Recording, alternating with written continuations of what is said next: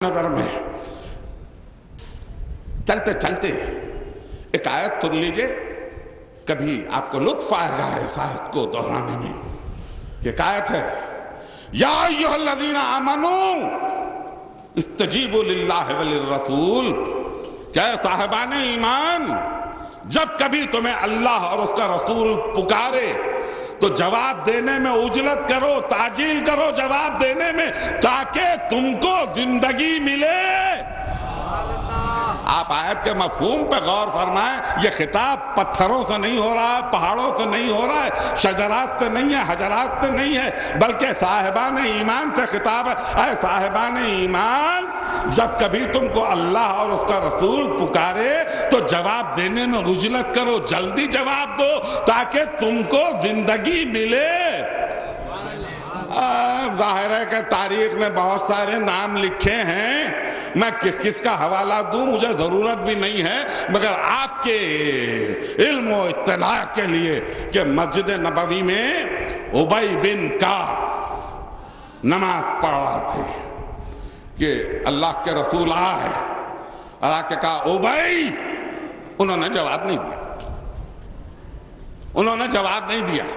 جب نماز ختم کی تو سرکار رسالت نے کہا ابی، میں نے تم کو آواز دی تھی، تم نے جواب نہیں دیا۔ کہا اللہ کے رسول میں نماز پڑھ رہا تھا۔ تو کہا کیا تم نے یہ آیت نہیں سنی تھی کہ جب کبھی تم کو اللہ اور اس کا رسول پکارے تو جواب دینے میں عجلت کرو تاکہ تم کو زندگی ملے؟ یہ نہیں سنی تھی آیت تم نے؟ تم جس حال میں ہو، جہاں ہو، جیسے ہو، جس کیفیت میں ہو، جب کبھی تم کو آواز دی جائے جواب دو تاکہ تم کو زندگی ملے۔ تو قرآن کی نظر میں کوئی زندہ نہیں ہے، اگرچہ کہ وہ چل رہا ہے، پھر رہا ہے، سانس لے رہا ہے، مگر قرآن کی نظر میں یہ چلتی پھرتی میتیں ہیں، انسان نہیں۔ اب ذرا سا اس کو لے جا کہ میں وہاں پیوست کروں کہ احد میں سرکار نے کہا تھا کہ خبردار اس گھاٹی کو نہ چھوڑنا، اس ٹیلے پہ کھڑے رہنا، یہاں سے حرکت نہ کرنا، مگر جیسے ہی مال غنیمت نظر آیا لوگ اس کی طرف دوڑ رہے تھے اور اللہ کا رسول پکار رہا تھا ادھر آؤ، یہاں آؤ، ادھر آ جاؤ، گھاٹی کو نہ چھوڑو، مگر سب چل رہے تھے تو یہ زندہ انسان نہیں تھے، چلتی پھرتی لاشیں تھی۔ اور بس وہ ایک ہے، ایک وہ ایک جس نے دندان مبارک کے شہید ہونے کے بعد رسول کو اپنی آغوش میں لے کے پہاڑیوں میں لے جا کے اپنی پناہ میں رکھا۔ میں پوچھنا یہ چاہتا ہوں کہ اگر اس ایک کو حد سے ہٹا لوں تو اسلام کے پاس رہ کیا جاتا ہے؟ کیا باقی رہ جاتا ہے اسلام کے پاس؟ میں کتنا جسٹیفائی کر کے تقریر کر رہا ہوں چونکہ پہلی تقریر ہے، لیکن میں کچھ ہی دیر میں اپنے موضوع پہ آ کے یہ چاہتا ہوں کہ نئی نسل کے علم میں اور معرفت میں اضافہ ہو۔ یہ میں چاہتا یہی ہوں کہ کبھی ینگر جنریشن جو ایک ایسے دوراہے پہ کھڑی ہے کہ جہاں سوالات تو بہت ہیں لیکن ان کے لیے جواب دینے میں مسئلہ یہ ہے کہ ان کے پاس کوئی اور سورس نہیں ہے سوائے انٹرنیٹ کے۔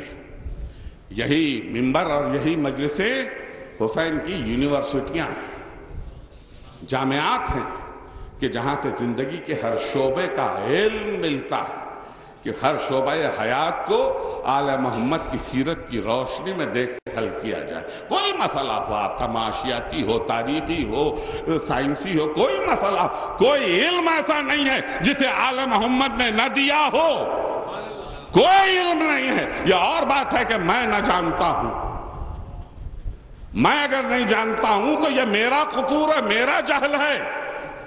آل محمد کے دروازے پہ تو ہر چیز موجود ہے، آپ کبھی ریفر کر کے تو دیکھیں اس کو، جان کے تو دیکھیں اس کو کہ کیا ہے، کیا کیا ہے، کیسی کیسی کائناتیں ہیں وہاں موجود۔ ایک منزل اور آگے بڑھ کے خیبر میں نہیں پڑھتا، دیگر جنگیں خندق میں نہیں پڑھنا چاہتا، یہ سب کی سب آپ کی سنی ہوئی ہیں، بارہا سنی ہوئی ہیں۔ یہ جنگیں بھی امیر المومنین ہی کے فضائل ہیں۔ اور عجیب بات یہ ہے کہ فرض کر لیجئے کہ میں 2-4 دن پہلے کسی تقریب میں یا کسی دعوت میں اگر گیا ہوں اور وہاں بہت اچھا کھانا رہا، آپ کے سامنے میں نے کہا کہ بھائی واہ، وہاں کے کھانے کا کیا کہنا، کیا لذتیں تھیں، کیا کام و دہن کا انتظام تھا، کیا لطف تھا، کیسی ہے، لوگ کہیں گے ہاں بھائی واقعی بہت اچھا تھا۔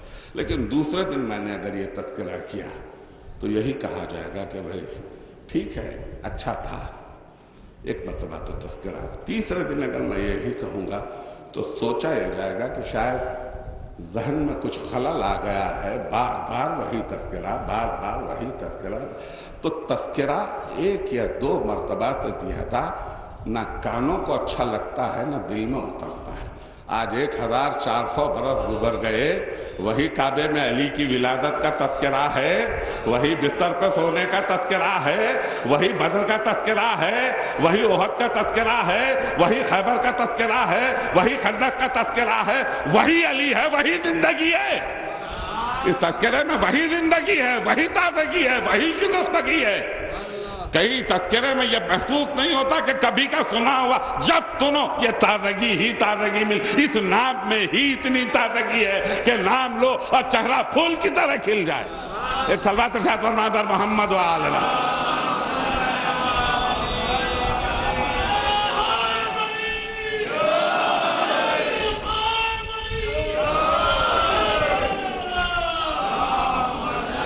وہی تازگی ہے، وہی شگفتگی ہے، وہی کیف ہے، وہی سرور ہے۔ یہ نام ہی ایسا ہے کہ لگتا ہے کہ کوثر کی نہر اسلام کے ساتھ ہی مشام جاں کو مسرور کر کے گزر گئی۔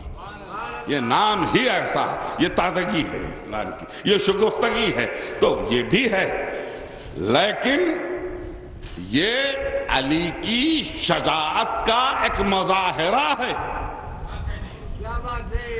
یہ علی کی شجاعت کا ایک مظاہرہ ہے۔ بہت غور سے میرے اس جملے کو سنیے، بہت غور سے۔ تلوار کو نکال کے جنگ کرنا یہ فقط شجاعت نہیں ہے، یہ شجاعت کا ایک مظاہرہ ہے۔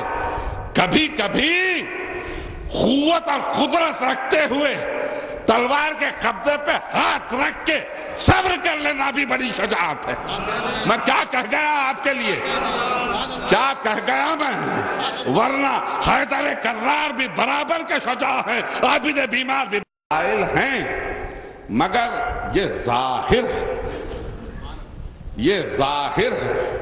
مولانا ہادی علی مہدی صاحب تشریف فرما ہیں، قرآن کی تلاوت کثرت سے کرتے ہیں اور بڑا شغف ہے ان کو تلاوت قرآن کا۔ وہ اس بات سے بہت اچھی طرح سے واقف ہے کہ سورہ یاسین کثرت سے پڑھا جاتا ہے اور سرکار رسالت نے یہ کہا ہے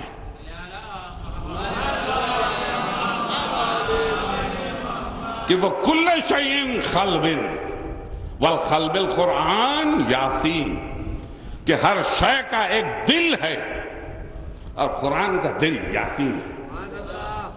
اس سورے میں 726 لفظ ہیں،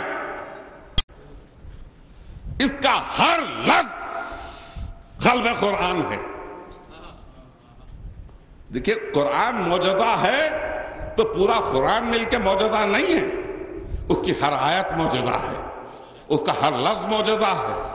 726 اس سورے کے لفظ سب کے سب ہر لفظ معجزہ ہے۔ 3000 حروف ہیں، الفابیٹ، ہر حرف معجزہ۔ جب پہلی آیت تھی 2 حروف کا یاسین، دہراتے رہیے معجزے کا اظہار دیکھیے، یہ معجزہ ہے۔